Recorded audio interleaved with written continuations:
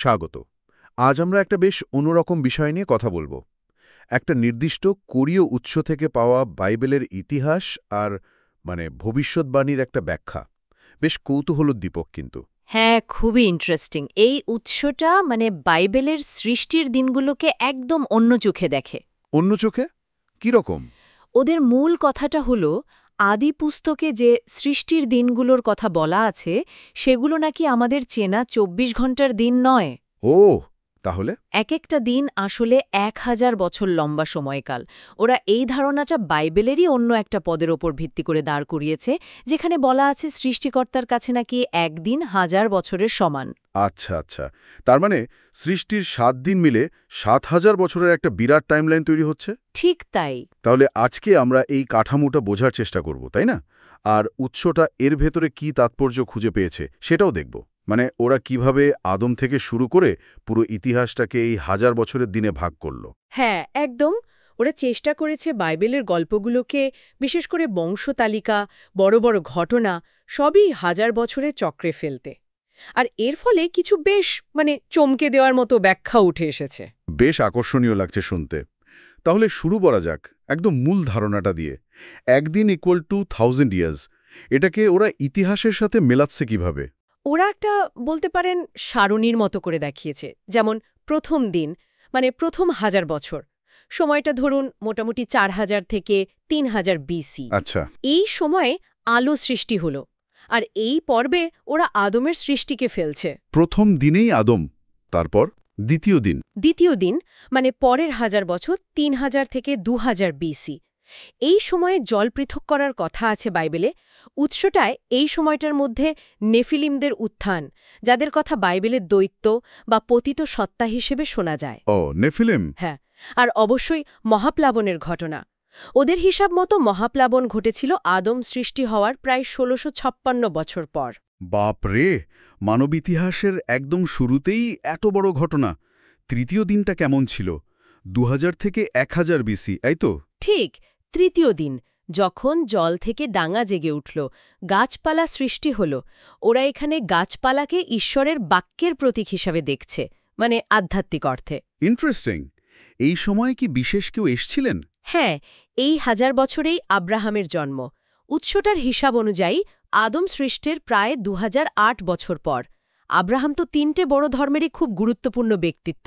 আর তারপর মোশি, যিনি ইসরায়েলিদের মিশর থেকে বের করে এনেছিলেন, তার জীবনকালও এই তৃতীয় দিনের মধ্যেই পড়ছে। আচ্ছা, এরপর চতুর্থ দিন ১,০০০ বিসি থেকে ১ ইডি পর্যন্ত। এখানে কি ঘটল ওদের ব্যাখ্যায়? আদিপুস্তকে চতুর্থ দিনে সূর্য, চাঁদ, তারা মহাজাগতিক আলো তৈরির কথা আছে। উৎসটা এই দিনের সবচেয়ে গুরুত্বপূর্ণ ঘটনা হিসেবে বলছে যিশুর জন্মকে। যিশুর জন্ম চতুর্থ দিনে?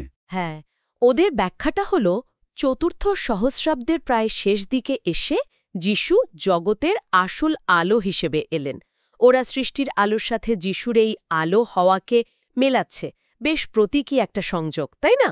সত্যি তো, সৃষ্টির আলো আর যিশুর আলো। বেশ। পঞ্চম দিন তাহলে ১ এডি থেকে ১,০০০ এডি। এখানে তো বাইবেল মতে পাখি আর মাছের সৃষ্টির কথা। হ্যাঁ, এখানেই উৎসটার একটা অন্যরকম, একটু বিতর্কিতও বলা যেতে পারে ব্যাখ্যা চোখে পড়ে। কীরকম? ওরা পঞ্চম দিনের এই পাখি আর মাছকে ঠিক ভালো চোখে দেখছে না। ওদের মতে এই সময়টা ছিল আসলে রোমান সাম্রাজ্য, আর তারপর পোপতন্ত্রের যুগ। আর এই সময়ে খ্রিস্টানদের ওপর খুব অত্যাচার চলেছিল। আচ্ছা। উৎসটা যেন এই পাখি আর মাছকে সেই সময়ের কিছু দমনমূলক শক্তির প্রতীক হিসেবে দেখাচ্ছে। এটা তো সত্যি একদম অন্যরকম ব্যাখ্যা। তাহলে ষষ্ঠ দিন ১,০০০ এডি থেকে ২,০০০ এডি। ষষ্ঠ দিনে বাইবেল বলছে স্থলচর পশু, আর সবশেষে ঈশ্বরের নিজের রূপে মানুষ সৃষ্টি হল। উৎসটা এই সময়টাকে ব্যাখ্যা করছে পোপতন্ত্রের ক্ষমতা আরও বাড়ার সময় হিসেবে, কিন্তু একই সাথে এটা নাকি ঐশ্বরিক বিচারের একটা পর্যায়ও। ঈশ্বরের রূপে মানুষ সৃষ্টি, সেটার কি ব্যাখ্যা দিচ্ছে? ওরা বলছে এই দিনেই সৃষ্টির কাজটা যেন পূর্ণতার দিকে এগোচ্ছে। বিশেষ করে ঈশ্বরের প্রতিমূর্তিতে মানুষ তৈরি হওয়ার বিষয়টা খুব গুরুত্বপূর্ণ ওদের কাছে। বুঝলাম। আর সপ্তম দিন? ওটা তো বিশ্রামের দিন হিসেবেই জানি আমরা। হ্যাঁ, সপ্তম দিন 2000 AD থেকে 3000 AD। উৎস অনুসারে এটাই হলো সেই সাবাত বা বিশ্রামবার। এই সময়টাকেই ওরা বলছে বহু প্রতীক্ষিত সহস্রাব্দ রাজ্য। সহস্রাব্দ রাজ্য মানে খ্রিস্টের 1000 বছরের রাজত্ব। ঠিক, এটাকে ওরা নতুন স্বর্গ আর নতুন পৃথিবীর শুরু বলেও বর্ণনা করছে। ওরা এমনকি অষ্টম দিনের কথাও একটু ছুঁয়ে গেছে, বলছে সেটা হবে শেষ বিচার আর অনন্ত বিশ্রামের সময়। বোঝা যাচ্ছে পুরো একটা ধর্মতাত্ত্বিক কাঠামো তৈরি করেছে ওরা, সৃষ্টির ক্রমের সাথে মানব ইতিহাস জুড়ে দিয়ে। কিন্তু এই যে হিসাবগুলো বলছেন, মহাপ্লাবন আদম ১৬৫৬ সাল, আব্রাহামের জন্ম আদম ২০০৮ সাল, এই আদম বছরের গণনাগা ওরা করল কিভাবে? এটা তো বেশ কঠিন কাজ মনে হচ্ছে। হ্যাঁ, গণনাটা আসলেই বেশ বিস্তারিত। এর জন্য ওরা মূলত আদিপুস্তকের দুটো অধ্যায়ের ওপর নির্ভর করেছে, অধ্যায় ৫ আর অধ্যায় ১১। সেখানে কি আছে? সেখানে পরপর বংশতালিকা দেওয়া আছে, মানে কোনো পূর্বপুরুষ কত বছর বয়সে তার পরের জনে জন্ম পেয়েছেন সেই বয়সগুলো লেখা আছে। ও আচ্ছা। উৎসটা সেই বয়সগুলোকেই পরপর যোগ করেছে, আদম থেকে শুরু করে। আদমের সৃষ্টিকে ওরা ধরেছে আদম বছর 0। একটা উদাহরণ দিলে হয়তো বুঝতে সুবিধা হবে, মানে কিভাবে যোগটা করেছে। ধরুন আদিপুস্তক ৫ বলছে আদম ১৩০ বছর বয়সে শেথের জন্ম দেন, তাহলে শেথের জন্ম হল আদম ১৩০ সাল। ঠিক। তারপর বলছে শেথ ১০৫ বছর বয়সে ইনোশের জন্ম দেন, তাহলে ইনোশের জন্ম হল আদম ১৩০ প্লাস ১০৫ = ২৩৫ সাল। আচ্ছা আচ্ছা, এভাবে যোগ করে করে করতে করতে ওরা নোহের জন্ম বের করেছে আদম ১০৫৬ সালে, আর মহাপ্লাবনের সময় নোহের বয়স ছিল ৬০০ বছর। মানে মহাপ্লাবন হল আদম ১০৫৬ প্লাস ৬০০ = ১৬৫৬ সালে। বাহ, বেশ সরল কিন্তু কার্যকর পদ্ধতি মনে হচ্ছে। হ্যাঁ, পদ্ধতিটা সরল। এরপর মহাপ্লাবনের পরেও ওরা একইভাবে সেমের বংশতালিকা ধরে আদিপুস্তক ১১ আব্রাহামের জন্ম বের করেছে আদম ২০০৮ সালে। তার মানে ওরা বংশতালিকার সংখ্যাগুলোকে একদম আক্ষরিক অর্থে বছর ধরে গণনা করেছে। এই একই পদ্ধতিতে কি ওরা আব্রাহামের পরের ঘটনাগুলোকেও নির্দিষ্ট আদম বছরে ফেলেছে? অবশ্যই। উৎসটা আব্রাহামের জীবনের কিছু খুব গুরুত্বপূর্ণ ঘটনাকেও এই আদম বছরের ছকে বসিয়েছে। যেমন ধরুন, আব্রাহামের সাথে ঈশ্বরের যে মশাল চুক্তি হয়েছিল। হ্যাঁ, কভেনেন্ট অফ দ্য টর্চেস। ঠিক, ওটাকে ওরা বলছে আদম ২০৯৩ সাল। সোদোম নগরী ধ্বংস হয়েছিল সেটার কথা বাইবেলে আছে, সেটা নাকি আদম ২০০৭ সাল। ৬৮ সাল। আর যাকব যখন সপরিবারে মিশরে গেলেন সেই ঘটনাটাকে ওরা বলছে আদম ২২৯৮ সাল। তার মানে প্রায় আদম ২৩০০ সাল নাগাদ ইসরায়েলীয়রা মিশরে গেল। এরপরেই তো সেই বিখ্যাত ঘটনা মিশর থেকে বেরিয়ে আসা, মানে যাত্রা পুস্তক বা এক্সোডাস। সেটা নিয়ে উৎস কি বলছে? কোনো নির্দিষ্ট আদম বছর আছে? এখানেই একটা মজার ব্যাপার আছে। দেখুন, যাত্রা পুস্তকের সঠিক সময় নিয়ে না বাইবেলের ব্যাখ্যাকারদের মধ্যেই একটু মতভেদ আছে। দুটো ভিন্ন পদের আপাত বিরোধের কারণে এটা হয়। ও তাই নাকি? হ্যাঁ, উৎসটা এই দুটো সম্ভাব্য ব্যাখ্যার কথাই উল্লেখ করেছে। একটা ব্যাখ্যা অনুযায়ী ইসরায়েলীয়রা মিশরে মোট ৪৩০ বছর ছিল। আচ্ছা। সেই হিসেবে যাত্রা পুস্তক ঘটে আদম ২২৯৮ মিশরে প্রবেশ প্লাস ৪৩০ = ২৭২৮ সালে। আদম ২৭২৮। আর অন্য ব্যাখ্যাটা? অন্য ব্যাখ্যা অনুযায়ী আব্রাহামের সাথে করা সেই মশাল চুক্তি থেকে যাত্রা পুস্তক পর্যন্ত মোট সময়কাল ছিল ৪৩০ বছর। মশাল চুক্তি থেকে? হ্যাঁ, সেই হিসেবেই যাত্রা পুস্তক ঘটে আদম ২০৯৩ প্লাস ৪৩০ = ২৫২৩ সালে। তাহলে যাত্রা পুস্তকের জন্য দুটো সম্ভাব্য আদম বছর পাওয়া যাচ্ছে, ২৫২৩ অথবা ২৭২৮। এর কোনো প্রভাব কি পরের কোনো গণনায় পড়েছে? যেমন ধরুন রাজা সলোমনের মন্দির নির্মাণের সময়? ঠিক এখানেই প্রভাবটা পড়েছে। কারণ বাইবেলের ১ রাজাবলী ৬.১ পলে বলা আছে সলোমন মন্দির বানানো শুরু করেন যাত্রা পুস্তকের ঠিক ৪৮০ বছর পর। ৪৮০ বছর পর? তাহলে তো দুটো সম্ভাব্য সাল আসবে, তাই না? একদম। যদি যাত্রা পুস্তক আদম ২৫২৩ সালে ধরা হয়, তাহলে মন্দির নির্মাণ শুরু হয় আদম ২৫২৩ প্লাস ৪৮০ = ৩০০৩ সালে। আচ্ছা। আর যদি যাত্রা পুস্তক আদম ২৭২৮ সালে ধরা হয়, তাহলে মন্দির নির্মাণ শুরু হয় আদম ২৭২৮ প্লাস ৪৮০ ৩০০৮ সালে। দুটো বেশ আলাদা সাল কিন্তু। আদম ৩০০৩ আর আদম ৩০০৮। উৎসটা কোনটাকে বেছে নিয়েছে তাদের গণনার জন্য? উৎসটা দুটো পথের কথাই স্বীকার করেছে, তবে তাদের পরবর্তী যে গণনাগুলো সেগুলোর জন্য তারা প্রথম সম্ভাবনাটা কি, মানে আদম ৩০০৩ সালকেই ভিত্তি ধরেছে। অর্থাৎ ওরা ধরে নিয়েছে সলোমনের মন্দির নির্মাণ শুরু হয়েছিল আদম ৩০০৩ সালে। হ্যাঁ, বেশ, তাহলে আমরা দেখলাম কিভাবে ওরা এই আদম বছরের টাইমলাইনটা তৈরি করল।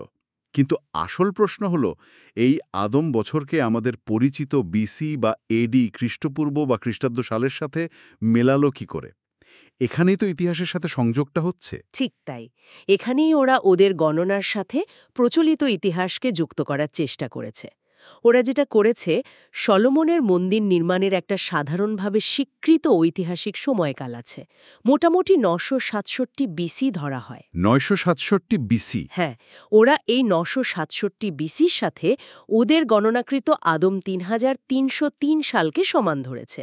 অবশ্য উৎসটা এটাও বলেছে যে এই ৯৬৭ বিসি নিয়েও ঐতিহাসিকদের মধ্যে সামান্য মতভেদ আছে, কিন্তু ওরা এটাকে একটা রেফারেন্স পয়েন্ট বা তেজ বিন্দু হিসেবে ব্যবহার করেছে। যদি আদম ৩৩০৩ সাল সমান ৯৬৭ বিসি হয়, তাহলে এই সংযোগের ফল কি দাঁড়ালো? মানে আদমের সৃষ্টি বা আদম ০ সালটা তাহলে বিসি কত সালে পড়ছে? সাধারণ পাটিগণিতের হিসাবে এই সংযোগ অনুযায়ী আদম ০ সাল অর্থাৎ সৃষ্টির আনুমানিক সময়টা পৌঁছে গিয়ে প্রায় ৩৯৭০ বিসিতে। ৩৯৭০ বিসি, তার মানে প্রায় ৪০০০ বিসির কাছাকাছি। হ্যাঁ, আর এই একই হিসাবে যিশুর জন্ম, যেটা আমরা সাধারণত ৪ বিসি ধরে থাকি, সেটা পড়ছে আদম ৩৯৬৬ সালে। আদম ৩৯৬৬। আচ্ছা, এটা কোন দিনের মধ্যে পড়ছে মনে আছে? হ্যাঁ, মনে করে দেখুন, আদম ৩০০০ থেকে ৪০০০ পর্যন্ত ছিল চতুর্থ দিন। তার মানে যিশুর জন্ম হচ্ছে চতুর্থ দিনের একেবারে শেষের দিকে। ও হ্যাঁ, চতুর্থ দিন, যখন উৎসটা বলেছিল সূর্য, চাঁদ, তারা, মানে মহাজাগতিক আলো তৈরি হয়েছিল। আর সেই সহস্রাব্দের শেষেই যিশু এলেম জগতের আলো হয়ে। এটা তো সত্যিই একটা দারুণ মিল খুঁজে বের করেছে ওরা। হ্যাঁ, ওরা এই প্রতীকী সংযোগটার উপর বেশ জোর দিয়েছে। এই কাঠামো ব্যবহার করে কি ওরা বর্তমান সময় পর্যন্ত কোনো ইঙ্গিত দেওয়ার চেষ্টা করেছে? হ্যাঁ, ওরা এই কাঠামোটাকে একদম বর্তমান সময় পর্যন্ত টেনে এনেছে। যেমন ধরুন, ওদের হিসাব অনুযায়ী আমাদের এই সময়টা, ধরা যাক ২০৩০ সাল, সেটা পড়ছে গিয়ে আদম ৫৯৯৯ সালের খুব কাছাকাছি। আদম ৫৯৯৯, তার মানে ষষ্ঠ দিনের একেবারে শেষ প্রান্তে। উৎসটার মতে এর তাৎপর্য কি? এটা তো তাহলে খুব গুরুত্বপূর্ণ একটা সময়ের ইঙ্গিত দিচ্ছে। হ্যাঁ, উৎসটার ব্যাখ্যা অনুযায়ী ষষ্ঠ দিনের শেষটা অত্যন্ত গুরুত্বপূর্ণ। ওদের মতে এটাই হলো সেই সময় যখন সৃষ্টি তার পূর্ণতা পাবে, বিশেষ করে যখন ঈশ্বরের প্রতিমূর্তিতে তৈরি মানুষ, মানে বিশ্বাসীরা, সম্পূর্ণভাবে প্রকাশিত হবে। মানে ঠিক কি হবে তখন? ওরা এটাকে প্রথম পুনরুত্থানের সময় হিসেবেও দেখছে, যখন খ্রিস্টে যারা মারা গেছেন এবং যারা তখনও বিশ্বস্তভাবে বেঁচে থাকবেন, তারা নাকি জীবিত হয়ে উঠবেন, পরিবর্তিত হবেন। উৎসটার মতে এই সময়টাতেই খ্রিস্টের দ্বিতীয় আগমন হওয়ার কথা। ষষ্ঠ দিনের শেষে? আর তার ঠিক পরেই কি সপ্তম দিন বা সপ্তম সহস্রাব্দ শুরু হবে? হ্যাঁ, উৎস বলছে ষষ্ঠ দিনের শেষে শয়তানকে বন্দী করার পর সপ্তম ১০০০ বছরের দিন শুরু হবে। এটাই হলো সেই বিশ্রামবার, সেই সহস্রাব্দ রাজ্য। ১০০০ বছরের শান্তি আর ঈশ্বরের শাসনের সময়। ঠিক তাই, নতুন স্বর্গ ও নতুন পৃথিবীর সূচনা। উৎসটা এই সময়টাকে বোঝানোর জন্য বাইবেলের আরও কিছু ধারণা ব্যবহার করেছে, যেমন জুবিলি বর্ষ, মানে ক্ষমা আর মুক্তির বছর, অথবা কুটিরবাস পর্ব, যেটা ঈশ্বরের সাথে থাকার উৎসবের প্রতীক। কিন্তু উৎসটা কি জোর দিয়ে বলেছে যে এই সব ঘটনা ঠিক ২০৩০ সাল বা ওরকম কোনো সময়েই ঘটবে? ওরা কি কোনো নির্দিষ্ট তারিখের ভবিষ্যৎবাণী করছে? না না, এখানেই ওরা খুব সতর্ক। ওরা কিন্তু বারবার বলেছে যে এই গণনাটা কোনো ক্যালেন্ডারের তারিখ মিলিয়ে ভবিষ্যৎবাণী করার জন্য নয়। ও, তাহলে এটা বরং একটা ঋতু বা সময়কাল বোঝার চেষ্টা, মানে আমরা ইতিহাসের কোন পর্বে আছি সেটা বোঝা। ওদের বক্তব্য হল আসল দিন বা ঘণ্টা তো কেউই জানে না, কিন্তু লক্ষণ দেখে সময়টা আঁচ করা যায়। যেমন ধরুন, গাছে নতুন পাতা দেখলে বোঝা যায় গ্রীষ্মকাল আসছে। ওরা এই কাঠামোর ওপর জোর দিচ্ছে, কোনো নির্দিষ্ট তারিখের নিশ্চয়তার ওপর নয়। এটা একটা গুরুত্বপূর্ণ পার্থক্য, কাঠামোর উপর মনোযোগ কিন্তু দিনক্ষণের ব্যাপারে সতর্কতা। আচ্ছা, আমরা তো আলোচনার প্রায় শেষের দিকে। উৎসতাতে দক্ষিণ জিহুদার রাজাদের নিয়েও তো একটা লম্বা তালিকা দেওয়া আছে বলছিলেন, ওটা প্রাসঙ্গিকতা কি এখানে? হ্যাঁ, উৎসের শেষ দিকে জিহুদার রাজাদের একটা বেশ বিস্তারিত তালিকা আছে। দাউদ আর সলোমন থেকে শুরু করে বাবিলের হাতে জিহুদার পতন আর নির্বাসন পর্যন্ত। এই নির্বাসনটা সাধারণত ৫৮৬ বিসি ধরা হয়। ৫৮৬ বিসি? হ্যাঁ, এই তালিকাটার কাজ কি? এটার মূলত দুটো কাজ। এক, বাইবেলের ঐতিহাসিক বর্ণনার সাথে ওদের আদম বছর গণনার মিল দেখানো। যেমন ওরা দেখিয়েছে যে নির্বাসনের বছর ৫৮৬ বিসি তাদের হিসাবে পড়ছে আদম ৩৮৮৪ সালে। আচ্ছা, মিলছে তাহলে। হ্যাঁ, ওদের গণনায় মিলছে। আর দুই, এই তালিকাটাই আসলে আদম বছরকে বিসি সালের সাথে যুক্ত করার মূল ঐতিহাসিক ভিত্তিটা দিচ্ছে। কারণ সলোমনের রাজত্বকালটাকে ৯৬৭ বিসি আদম ৩০০৩ ওরা নোঙর হিসেবে ব্যবহার করেছে। তার মানে রাজাদের এই তালিকাটা তাদের পুরো কাঠামোর ঐতিহাসিক নোঙর হিসাবে কাজ করছে। অনেকটা তাই। উৎসটা কিন্তু প্রচলিত ঐতিহাসিক সালতামামি আর বাইবেলের তথ্যের ওপর নির্ভর করেই তালিকাটা বানিয়েছে। তবে ওরা এটাও উল্লেখ করতে ভোলেনি যে বাইবেলের কিছু বর্ণনায় সংখ্যা বা বয়স নিয়ে ব্যাখ্যাকারদের মধ্যে বিতর্ক আছে। যেমন ধরুন, রাজা অহসিয়া কখন সিংহাসনে বসেন সেই বয়স নিয়ে দুটো ভিন্ন তথ্য পাওয়া যায়। ২ বংশাবলী ২২.২ পদে বলা আছে ৪২ বছর, যেটা প্রায় অসম্ভব শোনায়। কিন্তু অন্য কিছু পুরনো পাণ্ডুলিপি আর অনুবাদে ২২ বছর লেখা আছে। উৎসটা এই ধরনের কিছু টেক্সচুয়াল সমস্যা বা ব্যাখ্যার ভিন্নতার দিকেও কিন্তু আঙুল তুলেছে। এটা ওদের স্বচ্ছতার একটা দিক। বেশ, তাহলে আজকের আলোচনা থেকে আমরা একটা বিশেষ উৎসের চোখে বাইবেলের ইতিহাস আর ভবিষ্যৎবাণীর এক অত্যন্ত সুগঠিত কাঠামো দেখলাম। সৃষ্টির ৬+১ দিন, ৭,০০০ বছর, এই ধারণাকে ভিত্তি করে বংশতালিকার সংখ্যা দিয়ে আদম বছর হিসাব করে আর তারপর সেটাকে বিসি এডি সালের সাথে জুড়ে দিয়ে উৎসটা মানব ইতিহাসের শুরু থেকে শেষ পর্যন্ত একটা সম্পূর্ণ ছবি আঁকার চেষ্টা করেছে। হ্যাঁ, এটা নিঃসন্দেহে বাইবেলের কালানুক্রম আর স্ক্যাটোলজি মানে শেষকাল বিদ্যা নিয়ে যে চর্চা, তার একটা খুবই বিস্তারিত আর সুনির্দিষ্ট প্রচেষ্টা। এই ধরনের কাঠামো একদিকে যেমন ইতিহাসের ঘটনাগুলোর মধ্যে একটা ঐশ্বরিক নকশা বা প্যাটার্ন খুঁজে পাওয়ার ধারণা দেয়, তেমনি অন্যদিকে এটাও মনে রাখা দরকার যে এটা কিন্তু একটা নির্দিষ্ট ব্যাখ্যা মাত্র। বাইবেলের সময় গণনা আর ভবিষ্যৎবাণী নিয়ে আরও অনেক রকম ব্যাখ্যা, অনেক রকম গণনা পদ্ধতি আছে। ঠিক। এই উৎসটা যেভাবে ইতিহাসের প্রত্যেকটা পর্যায়কে এমন নির্দিষ্ট সংখ্যা আর সময়ের ছকে ফেলার চেষ্টা করেছে, তা সত্যি ভাবায়, যা আমাদের আজকে শেষ প্রশ্নের দিকে নিয়ে যায়, যেটা আমরা শ্রোতাদের জন্য রেখে যেতে চাই। একটু ভাবুন তো, ইতিহাসকে এমন সুনির্দিষ্ট সংখ্যাগত আর চক্রাকার কাঠামোর মাধ্যমে দেখার তাৎপর্য বা সীমাবদ্ধতাই বা কী হতে পারে? এই ধরনের মডেল কি সময়, ইতিহাস আর এই মহাবিশ্বের সৃষ্টি সম্পর্কে আমাদের বোঝাপড়াকে আরও গভীর করে, নাকি কিছুটা সরলীকরণ করে ফেলে? এটা একটা খুব ভালো প্রশ্ন। দেখুন, একদিকে এই ধরনের কাঠামো হয়তো আমাদের ঘটনা প্রবাহের মধ্যে একটা বা উদ্দেশ্য খুঁজে পেতে সাহায্য করে। মনে হয় যেন সবকিছুর পেছনে একটা পরিকল্পনা আছে। ঠিক। কিন্তু অন্যদিকে ইতিহাসের যে জটিলতা, আকস্মিকতা বা মানুষের স্বাধীন ইচ্ছার যে ভূমিকা, সেগুলোকে হয়তো কিছুটা ছোট করে দেখানোর ঝুঁকিও থাকে। আসলে প্রত্যেকটা ব্যাখ্যারই নিজস্ব শক্তি আর দুর্বলতা থাকে। আপনাকে অনেক ধন্যবাদ এই গভীর আর কিছুটা জটিল বিষয়টাকে এত সুন্দরভাবে আমাদের সামনে তুলে ধরার জন্য। ধন্যবাদ। আর আমাদের সাথে থাকার জন্য শ্রোতাদেরও অসংখ্য ধন্যবাদ। আগামী পর্বে আবার নতুন কোনো উৎসের গভীরে যাওয়ার চেষ্টা করব আমরা। আজকের মতো এখানেই শেষ করছি। বিদায়।